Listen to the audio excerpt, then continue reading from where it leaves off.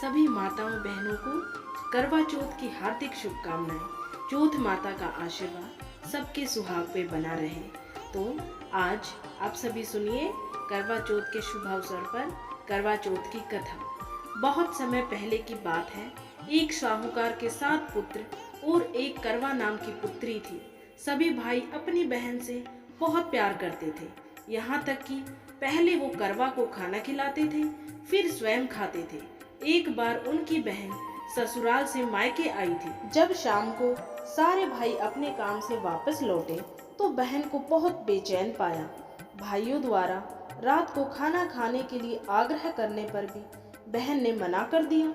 वजह पूछने पर बहन ने बताया कि आज करवा चौथ का व्रत है और वो खाना चांद को अर्घ देने के बाद ही ग्रहण करेगी।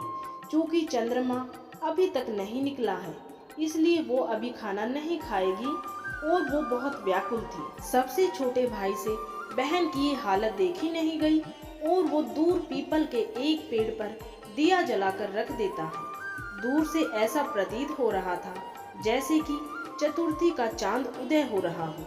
फिर भाई अपनी बहन को बताता है कि चांद निकल आया है और वो अर्घ देने के बाद भोजन कर सकती है। बहन खुशी से जल्दी जल्दी चांद को अर्घ देकर भोजन ग्रहण करने लग जाती है, लेकिन जैसे ही वो पहला निवाला मुख में डालने लगती है तभी उसको छींक आ जाती है। दूसरा निवाला मुंह में डालने लगती है तो उसमें बाल आ जाते हैं और जैसे ही वो तीसरा निवाला मुंह में डालने लगती है तभी उसको अपने पति की मृत्यु की खबर मिलती है। वह एकदम से बौखला उठती है और अपनी सुध-बुध खो बैठती है।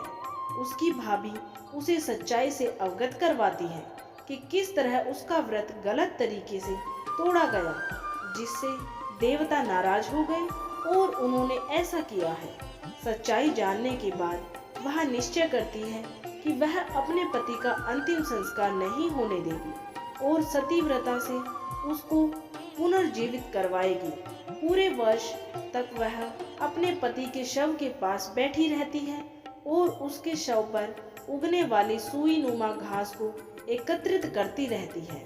1 साल बाद फिर करवा चौथ का व्रत आता है और उसकी भाभियां उससे करवा चौथ का आशीर्वाद लेने आती हैं। तो वो प्रत्येक को वह सुई नुमा घास पकड़ाते हुए कहती है कि यम सुई ले लो, पिया सुई दे दो, मुझे भी अपने जैसी सुहागन बना दो। यह आग्रह सुनकर हर भाभी उससे अगली भाभी से आग्रह करने का परामर्श देती है। इसी तरह जब छठे भाई की बीवी की बारी आती है तो वह कहती है कि चूंकि सबसे छोटे भाई की वजह से उसके पति की मृत्यु हुई है, इसलिए केवल उसकी पत्नी में ही यह शक्ति है जिससे तुम्हारा पति पुनः जीवित हो सकता है। जब वो तुमसे आशीर्वाद लेने आए तो उसे पकड़ लेना और इच्छा पूरी होने तक छोड़ना मत। जब सबसे छोटी भाभी आशीर्वाद लेने आती है तो करवा उससे सुहागिन होने का आग्रह करती है, लेकिन वह टाल मटोल करने लगती है। करवा उसे और कस के पकड़ लेती है और अपने पति को जिंदा करने को कहती है।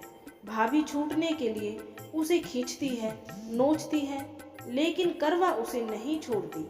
अंत में उसकी तपस्या देख भाभी पसीज जाती है और अपनी छोटी उंगली को चीरकर उसमें से अमृत निकालकर उसके पति के मुंह में डाल देती है। इतने में ही उसका पति श्री गणेश जी का मंत्रोच्चारण करते हुए पुनः जीवित हो जाते हैं। इस प्रकार प्रभु कृपा से उसका पति फिर से जीवित हो जाता है।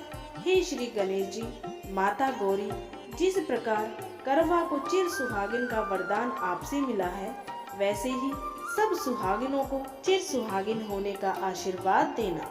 तो ये थी करवा चौथ की कथा। करवा चौथ की कथा के बाद विनायक जी की कहानी जरूर सुननी चाहिए।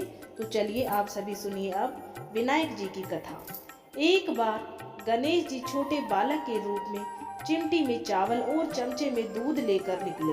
वो हर किसी से कह रहे थे कि कोई मेरी खीर बना दो, कोई मेरी खीर बना दो। वहाँ पर एक बुढ़िया माई बैठी थी। उसने कहा, ला मैं बना देती हूँ। वह छोटा सा बर्तन चढ़ाने लगी तो गणेश जी ने कहा कि दादी माँ, छोटी सी भगोनी मत चढ़ाओ, तुम्हारे घर में जो सबसे बड़ा बर्तन हो वो चढ़ाओ। बुढ़िया माई ने गणेश जी का मन रखने के लिए बड़ा बर्तन चढ़ा दिया। वह देखती रह गई कि वह जो थोड़े से चावल उस बड़े बर्तन में डाले थे वह तो पूरा भर गया है। गणेश जी ने कहा, दादी माँ, मैं नहा धोकर आता हूँ। जब खीर तैयार हो गई हो तो बुढ़िया माई के पोते पोती खीर खाने के लिए रोने लगे। बुढ़िया ने कहा, गणेश जी महाराज, तेरे भोग लगना। ये कहकर चूल्हे में थोड़ी सी खीर डाली और कटोरी भर भर कर बच्चों को दे दी। बुढ़िया की पड़ोसन ऊपर छत पर से देख रही थी तो बुढ़िया ने सोचा यह चुगली कर देगी, इसलिए एक कटोरा भरकर उसे भी पकड़ा दिया। बेटे की बहू ने भी चुपके से एक कटोरी खीर ले जाकर खाई और कटोरा चक्की के नीचे छुपा दिया।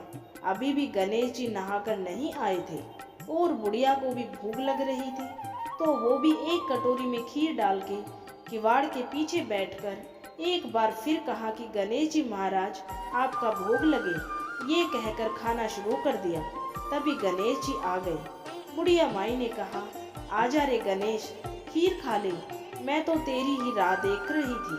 तब गणेश जी ने कहा, दादी माँ, मैंने तो खीर पहले ही खा ली है। बुढ़िया ने कहा, कब खाई?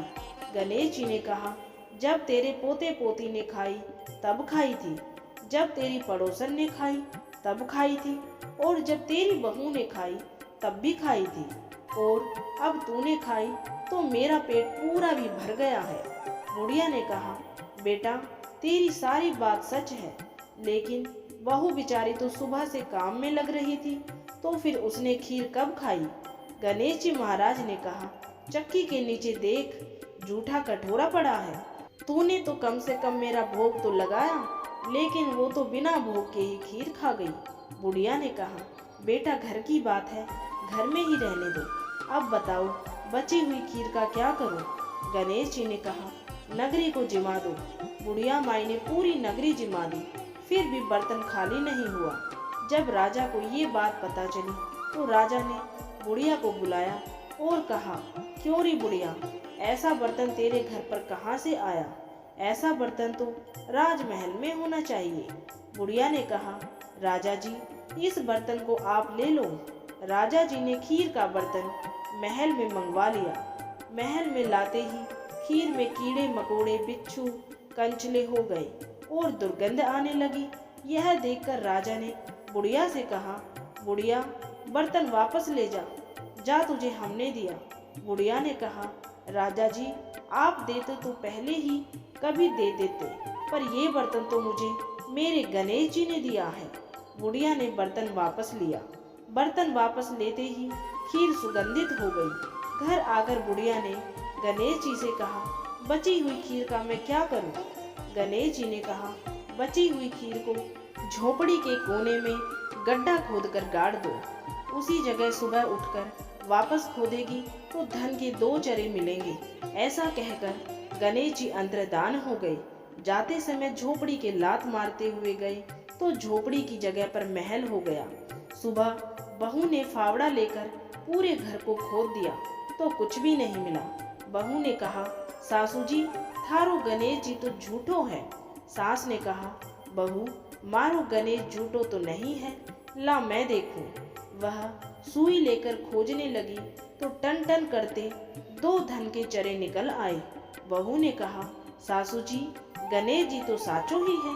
सास ने कहा, गणेश जी तो भावनाओं के भूखे हैं। हे गजानन गणेश जी महाराज, जैसे आपने बुढ़िया को दिया वैसे ही सबको देना। विनायक जी की कहानी कहने वाले, पुकारे भरने वाले और आसपास के सभी सुनने वाले सबको भंडारे भर भर के देना। गणपति बाप्पा मोरिया, चौथ माता की जय हो।